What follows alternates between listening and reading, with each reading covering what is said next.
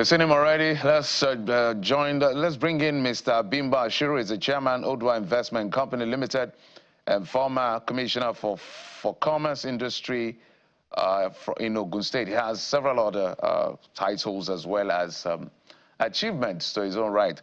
Mr. Ashiru, thank you so much for coming on the program, sir.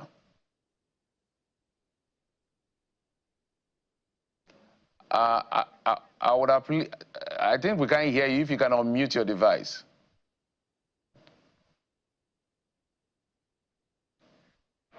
Sorry, Jeffrey. Okay. All right. Atumba, thank you so much for coming on the program. Good to see you. So let's get to the very first conversation, the very first part of the conversation. That has to do with, so one of the things, let's start with what the government is touting. We saw the other day the APC stakeholders, they call it, at their summit, midterm, that said they reviewed the report card of the president and they are okay with him and they've endorsed him as sole candidate for the re-election in 2027, meaning giving him the right of refusal. And we see what is playing out in the politics. But if we walk away from all of that, let's look at what is important, issues around governance. And one of the ways they've touted, one of the things they've touted is the issue of record high FAC allocation for the states. And that is a fact in Naira terms. But when we look at the impact of all of these monies that are being pumped into the system, do you think is really making a significant impact in that sense at the subnational level from what you see and what you know? Thank you very much, Jeffrey. Thank you for having me. I always tell people there's need for us to make the best out of the bad situation. I served as a commissioner for 8 years in Ogun State. And I can tell you that what we did is to ensure that we put the right things in place. If you are getting money from FAC and you are diverting it to something else, then there's a problem. And there's no people, there's no citizen of federal, they're all state citizens. And let me tell you this, as a government, state governors, when you get this FAC, you must channel it towards the right direction. And I'll give you good examples. I remember when we were in Ogun State during our tenure, we realized that there is need for proper infrastructure to be put in place. There is need for us to ensure that ensure that we create necessary and valuable environment for business to thrive. Even if you get this FAC, if you don't put it in let me give you a good example. Look at agriculture that will lead into industrialization. If you do proper agriculture and you engage young people, young guys who can do this in each state, I'm sure we can, if you have about 50,000 hectares of land and you cultivate those lands, you'll be able to generate revenue in the state. If people look at, I'm happy now that most of the states, in the Southwest, even in Rivers, in Kano, Kaduna, even Niger, I can see that they are very active in agriculture and they are bringing in a lot of revenue. But if you get this fact, because there's too much noise about fact, I know that the fact that's coming in is more than what has been coming in before. So how do you channel these funds? Are you doing it rightly? Are you diverting the funds to something else? Or are you just giving contracts to people and probably? So we need to look at that. That's very key. And the most important thing that people don't realize is that states they are the ones that we impact. It's the state and local government that we impact on people. And I'm happy now that there is autonomy for local governments. So that they can, when I was growing up, I've noticed that the local government are the ones that are actually giving direct impact to the people in terms of roads, infrastructure, even schools, then hospitals. They have, dispensaries that they go there and equip them. But now, I don't understand where the FAC money, because you hear the governor say, oh, you've never had it better. My apologies, sir.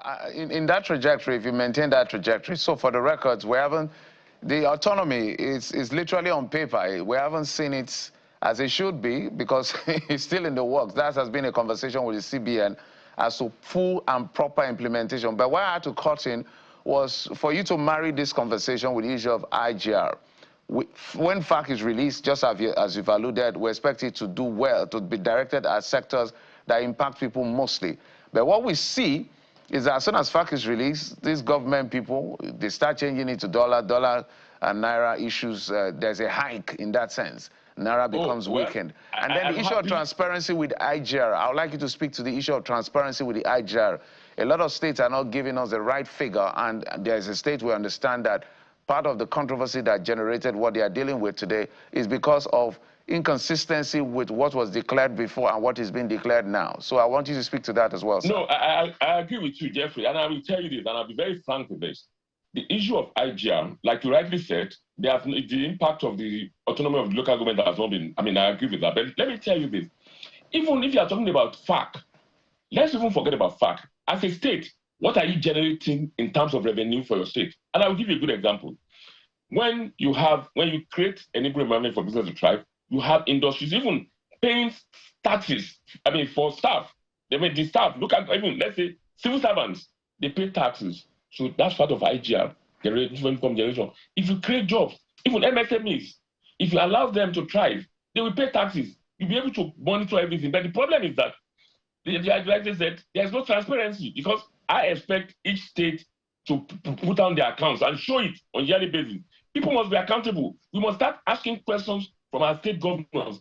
Like saying, what have you done? Where is this? Where is that? Look at what you are showing. People working, they have no jobs to do, and that's why we have the increase in numbers of kidnappers. Where we should be doing the farming, the kidnappers are there. They don't allow the farmers to go to the farm because they can make money by kidnapping somebody and just get money. You are right about that. But I can tell you, some states, I can totally tell people that there's no reason in Nigeria where no state should not be generating income. Look at, when we are talking about federation, look at some states in America. American states, they are independent. They don't rely solely on what they are getting from FAC. Let me tell you, if states cannot generate revenue and create jobs for the teeming young ones, we continue to have problems. Accountability is very key. So I can tell you that some of these state governors, they are not, even some of them, they just leave Lagos and they leave their states and go to Abuja looking for FAC. And when they get the FAC, and like you rightly said about foreign exchange, I told some people there is a law of demand and supply. The number of people that are taking, when you have so much dollar chasing dollar, too much naira chasing dollar, then you have problems. So the problem is that why would you be changing FAC when that's meant for diversion? And people should be queried. Maybe like I always say, that maybe this law of where you say you have military for governors or something like should be removed. And I think they are trying to pass that law. Let a sitting governor be made to face judgment. If that is done, then things will change. Because I noticed that people put so much pressure on the federal government. The president is not. No, it's the state governors that you should go and meet. Because there is the limited power that the president cannot, be telling the states how they run their states. But there is a reflection of what they are doing that is affecting the global things. Some governors are doing very well. We are in Lagos here. Some of the Southeast governors, probably if you see what they are doing, you can see that they are pushing, I've seen many of them abroad, looking for investors. Because it is when you bring these investors to your state that you'll be able to create jobs, generate revenue. But if you are just waiting for FAC, that they give it to you, just like a child, when you are schooling abroad, apart from your pocket money that you get, some of them, as a student, they still go and work. Some of us, we have to work so that we can get enough generate enough funds. So that is what I expect the states to be doing. But you are very, very right that because of the result, there's no transparency. One state, the professor put out the account. He said it's not. Then bring your own account and let us marry everything. Let us see who is lying. Figures don't lie. We will know who is lying. But the problem is that in Nigeria, people get away with things. But the moment we have a scapegoat and somebody is being punished for it, and if they remove the immunity and the state governor is being allowed to face the EFCC, face the court, I think things will change. I can tell you that. There's no doubt that some of our state governors are not doing the right thing. They are just, they just believe in that office. Get the siren, let everybody clear the road for you. No, people must have, maybe we should start now letting people be allowed to get the right people to rule the country. Because we know the right thing to do. People know the right thing to do. It's just that they are doing something else. You know what I mean? You are right with what you said, that some state governors, they couldn't even account for it. If you go to some states that are getting so much FAC, the roads are bad. Right, infrastructure, in terms of agriculture, nothing is happening there. So there's a problem. I believe there's a problem. And it's a natural problem that we have not solved in this country. All right, Otumba, the Guardian may have painted a mental picture of some of the things that you're saying this morning, talking about the FAC allocation, despite the fact that Nigeria has saved over 7 trillion naira on subsidy savings. This has failed to cushion hunger and hardship. So my question really is that, when the federal government or the government begins to, save on, rather when they begin to implement the tax reforms, if the states have been unable to manage, subsidy savings over a period of 2 years, are you optimistic that there'll be anything significant when the tax reforms law kick into effect? Let me be honest with you. The tax, I've gone through this thing as a former banker and someone that served in government. The tax reform that we have, there's nothing wrong with it, because it will make sure that the people that are earning will be able to pay, they pay more, while people that are not earning enough will probably be able to, will be taken away from. But let me tell you this, the problem is implementation. Are we disciplined enough? So I'm not optimistic, because the problem I have is that the people that are supposed to implement it, are they genuine? Are they sincere? I will tell you this, integrity matters a lot. And many people in our country, they don't have integrity. Integrity is doing the right thing when nobody is watching you. So that's the problem we have. That's been our problem. The issue of we have good laws, we have good plans in this country, but how do we implement it? And once, we are talking about people saying they are not getting. I remember growing up, even up to recently, they bring in tomato from the north and everything, but we can do that. Let me tell you, the money that they used in this country in the First Republic is the funds that generated from agricultural products. Nigeria used to be the second largest exporter of cocoa in the world. But what are we doing about that? Even when we get oil, we even export this. But the problem is that do we have people who are disciplined enough to implement these things? Our leaders, because we put everything on the doorstep of the president. No. What are the state governors doing? Some of these state governors, if you drive through some states, nothing is happening. So when you are talking about generating IGR as a state, no, they can generate IGR, but where do they implement? Where do they take the money to? People are not channeling the resources to the right direction. We could see it. We can see it. That, okay, we know the governors that are working, and we know the governors that are not working.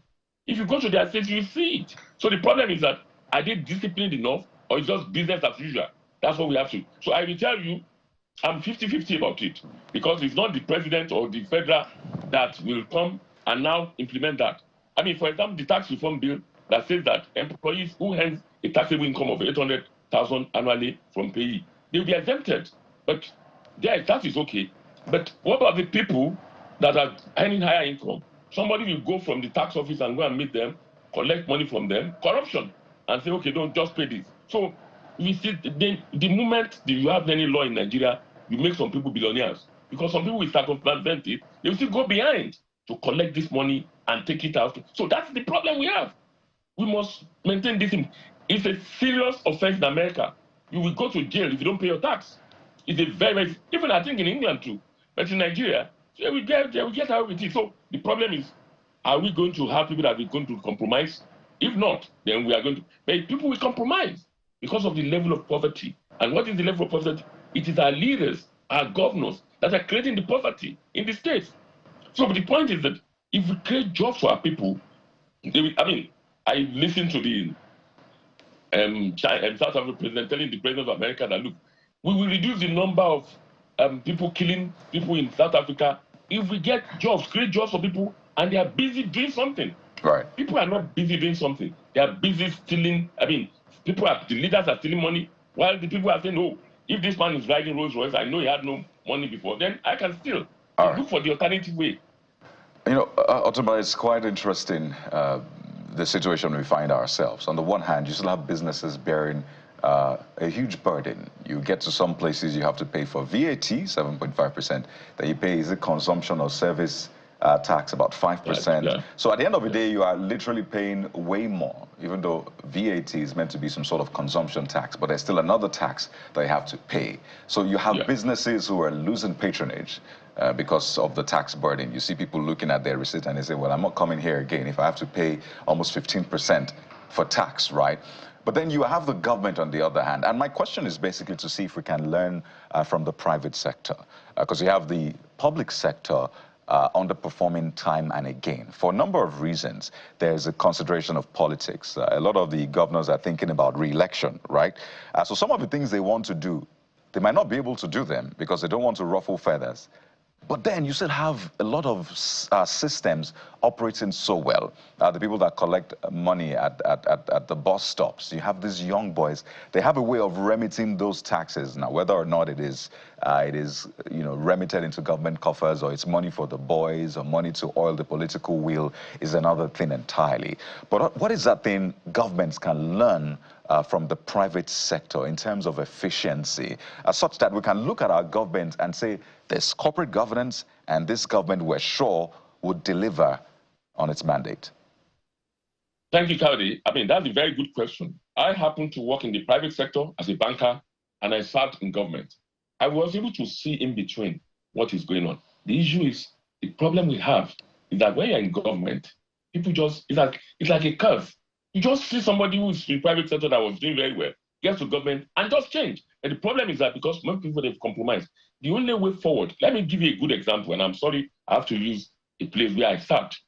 In Ogun State, then, we found out that people are just throwing things on the road, stopping people. And what do? We introduced harmonized taxes. I mean, I will give you an example. Dangote Industries, they had about 1,098 trucks that are plying the roads. When we introduced harmonized, we gave them a ticket that will be placed on those vehicles. And I can tell you, we made a lot of money in Ogun State. And that was one reason why IGR improved, because the money is not going to anybody's pocket, and we introduced uniform taxation. So you pay directly into the bank account and you get deductible.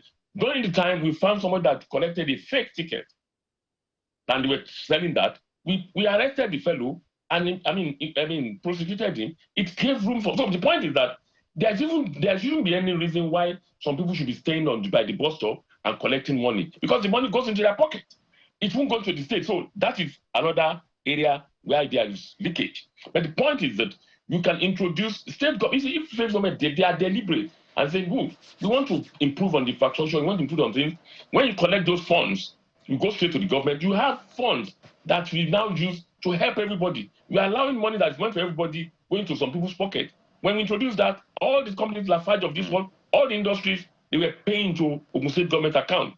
I mean, paying as much as 458 million. And we even saved those companies, because when you pay cash on the road, it's not accountable for. If somebody collected 10,000 and declared 5,000 naira and issue it, and they have their own receipts that they have gone to print. So we stop all those things. So the problem is that the government of every state must be deliberate about all these things. You must plan ahead and think. But the problem is that, like you rightly said, in private, I will give a good example. I mean, I work with Stanbic IBTC. During Christmas, if you are giving anything more than 25,000 naira, you have to declare it. But in government, they think it's their own right for somebody to bribe you, to give you money. It is wrong. So that is what is creating problems in Nigeria.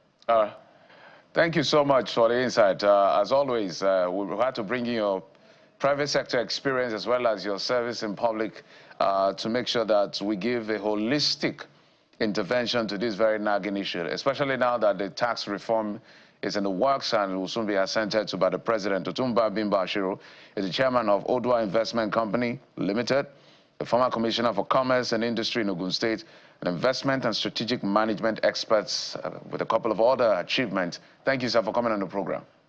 Thank you, Jeffrey. Thank you, Kaudi, and thank you, Buki. It's nice to see you guys. Have a blessed day. You too, sir. Thank you, sir.